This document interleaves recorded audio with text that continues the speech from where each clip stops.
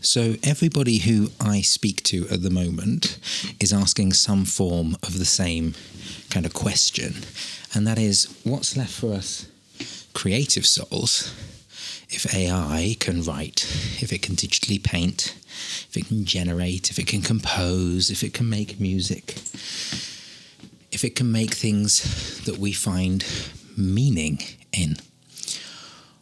What are we actually for? And it's a pretty existential, scary question, and I don't have answers for anybody, but I think if you were to ask yourself, when was the last time that you made something? Not for work, not really for any kind of output, not for Instagram, not for a client, not for a kind of draft or a brief. It could be singing badly in the shower. It could be drawing. It could be a bit of code that you didn't need to write. Just when did you last make something purely because you felt a strange, intangible human pull to create? Now, to be clear here, many forms of beautiful creation and artistry are incredibly functional, but I'm not talking about that. Currently, I'm making a table out front, which is made of pallets, and it's a very creative process, but it's also practical.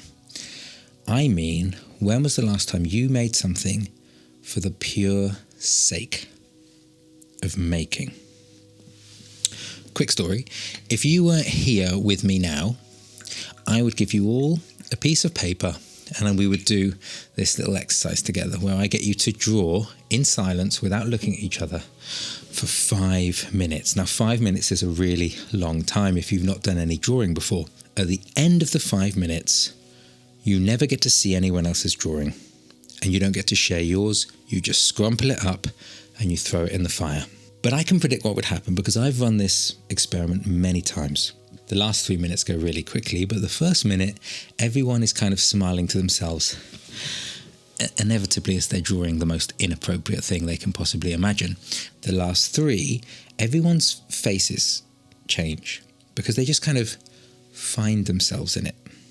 Creativity has this wonderful way of tricking you into a unique form of meditation. And it always surprises people, and I think most of us have forgotten what that feels like, because that question, and whatever your answer was to it, I think right now is more important than any of the much bigger, scary ones where many people seem to be so sure and doom on the internet always does well. But we are in a fundamentally difficult, changing time where people are reassessing where they find meaning and what brings them joy. And I think that there's a lot of talk around meditation, around yoga, and around mindfulness, and these are all wonderful things. But we don't talk enough about how the act of creation does something different to all of them.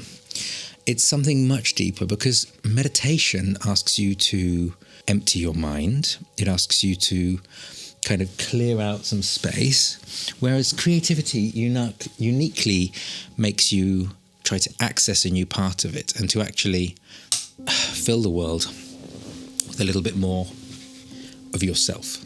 And the output doesn't matter. The terrible scribble doesn't matter. The screeching in the shower doesn't matter. What matters is the attention you give what you're doing. And attention, obviously, is increasingly the rarest thing any of us have.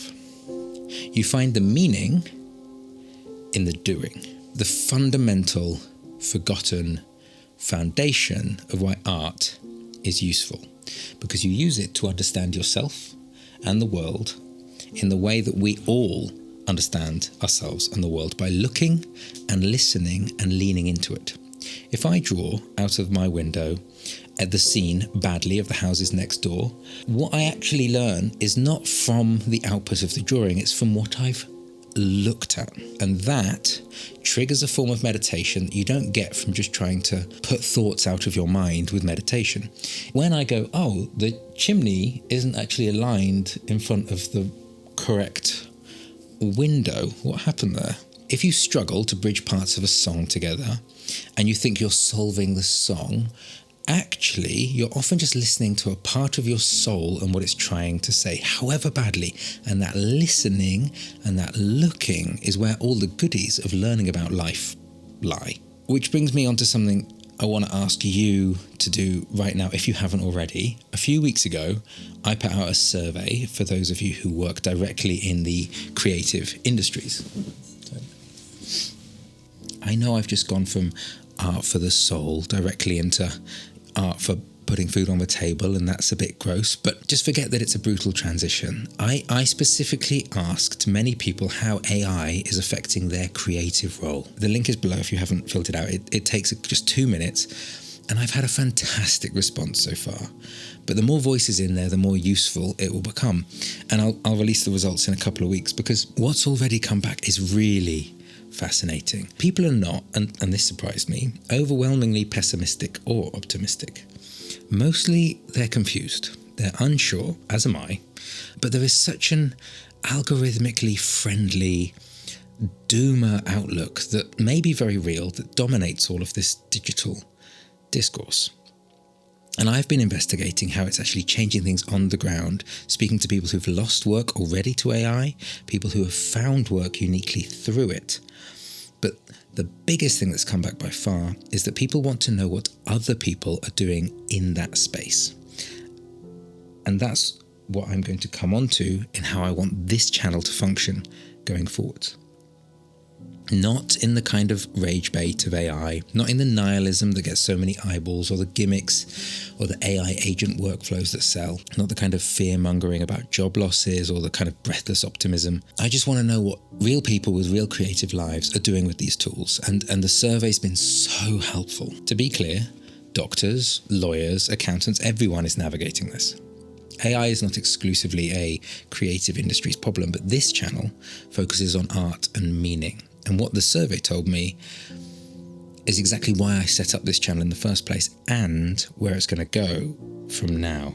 But buckle up first, because I want to explain who I am and how I ended up here. So my name is Sam Hamper. I've always made things.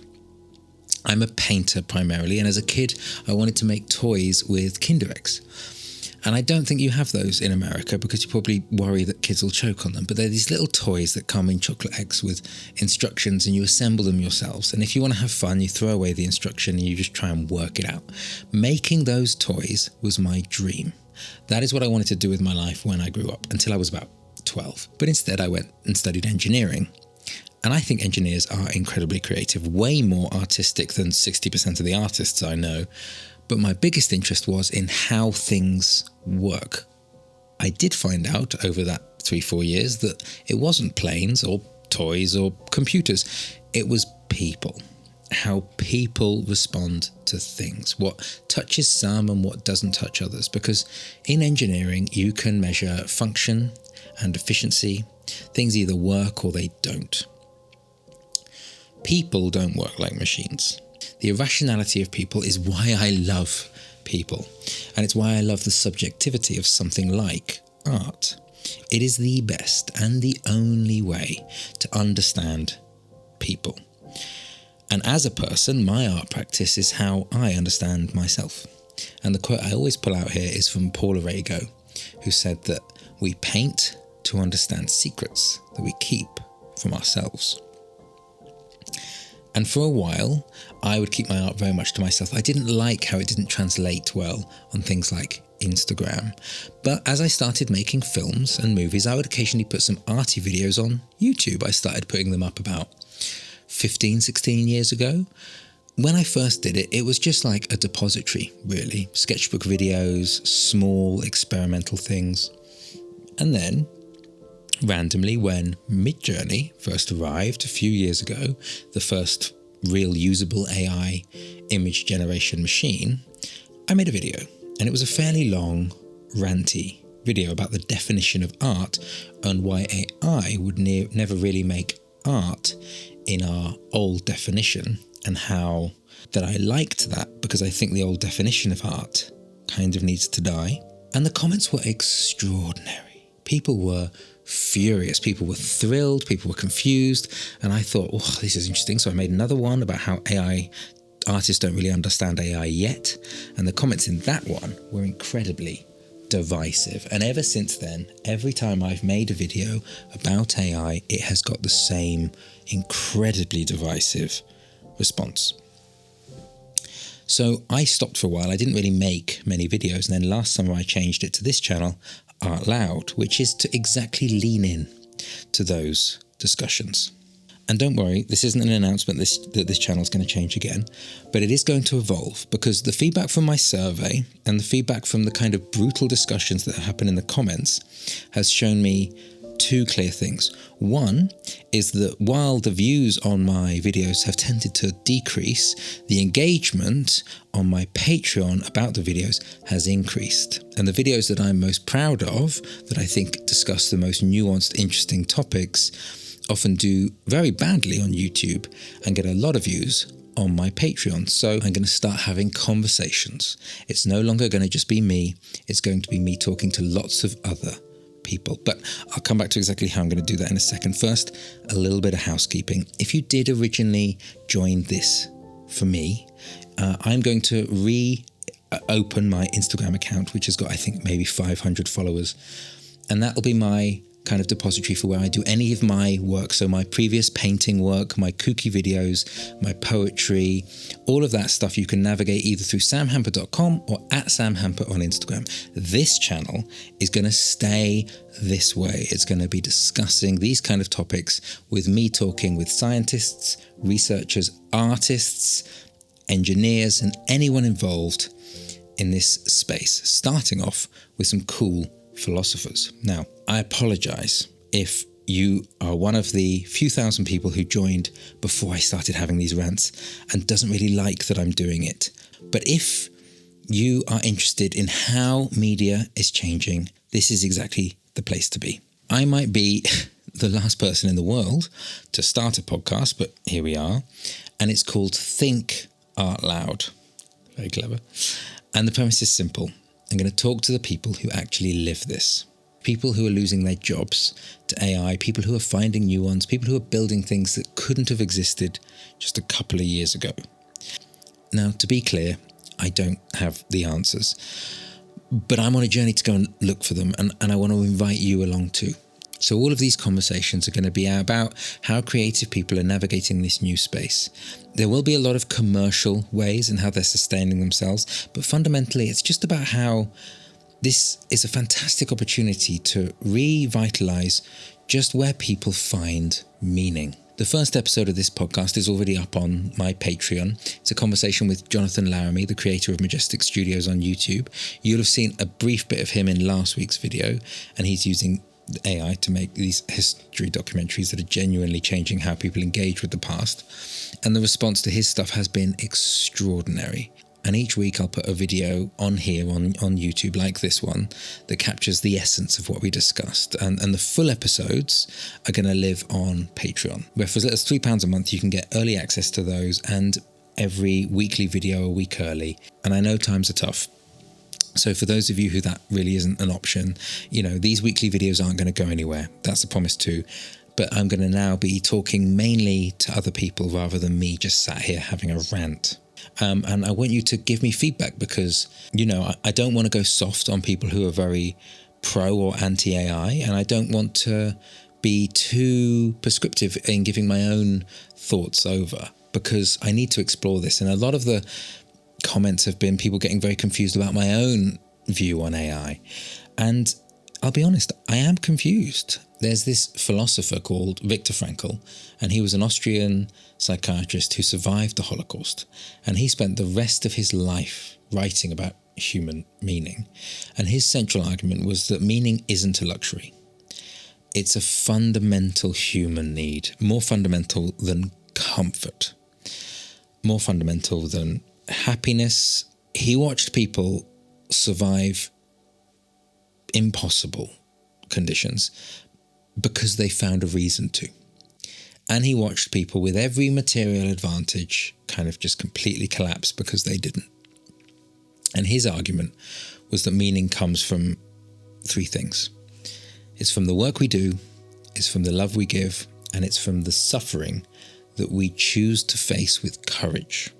Now, that first one, I think you have to notice that it comes first, but it's not the result of the work. It's not the product or the outcome or the reception. It's the doing itself. And I think about that a lot when I paint. But the specific physical and mental discipline of trying to make something true does something to me that nothing else does. And it makes me feel connected to everyone who's ever tried to do the same thing, to something larger than my own small life. And I often do lots of paintings and drawings outside. That's one of my charcoal tree pictures right there. And looking up at a canopy like that, it also does that thing I spoke about before of tricking me into a meditation, which I just don't get from going from a walk in nature, but you might do, or you might find it from music or from any other form of creation. That's simply mine. And I don't want to gatekeep the better way to do this, but I think it's an interesting thing that you could consider exploring. When did you last make something for the sake of making? Increasingly, I don't get to a new audience much, but if you are someone who's new to my channel, well, it won't be too much more of this. I will still have things where I have thoughts that I want to kind of put to you guys, but it's going to now be this kind of nuanced, sometimes uncomfortable attempt to find meaning in this moment that feels genuinely unprecedented. And I'm exploring it just like you. My thoughts on AI are complicated and they're changeable. And that's exactly why I've set up this as a discussion much rather than a lecture, because I want to get challenged in live time. I want to talk to people who are much smarter than me, and I want to share what I find with you week by week, because we all need somewhere to kind of check in, somewhere that isn't doom, somewhere that isn't hype, just with fellow slightly arty-farty people trying to figure it all out together. And I haven't got answers to give you, but if you want to come on this journey with me, I'm Sam. This is Art Loud, and I'll see you next week. Oh, but I need to mention the Patreon. Yes, massive thank you to all my new patrons. So £5 a month, you get your name here. I'll put it here. These people have all get to see the videos a week early, and they get access to the Think Out Loud podcast as of now. There's only a couple of episodes up, I think, at the moment, but there'll be more and more coming, and you'll be able to listen to them on Spotify and all those other places. But specifically, I've got the slightly higher tiers of Theo, who are kind of co-producers, and I'm going to increasingly discuss with them who I'm going to be talking to, and that's Jan, Keelan, Clementine. Oh, I need to remember everybody else. I've got to get my phone. I've got to give them a shout out. Oh, wow, we've got loads of new ones on Theo. So Jay, PJZ, Adrian Chesser, Jan R, and then on the higher tiers now, Keelan, Alex, John, Clementine. Thank you so much, guys. I really appreciate it. But hopefully now I'll have some other people to chime in. Do get in touch. It's best to contact me on the Patreon or on Instagram. And I'm happy to reach out. But fundamentally, we all need to think art louder. Maybe I should have called it Think Art Louder. Oh well. See you next week.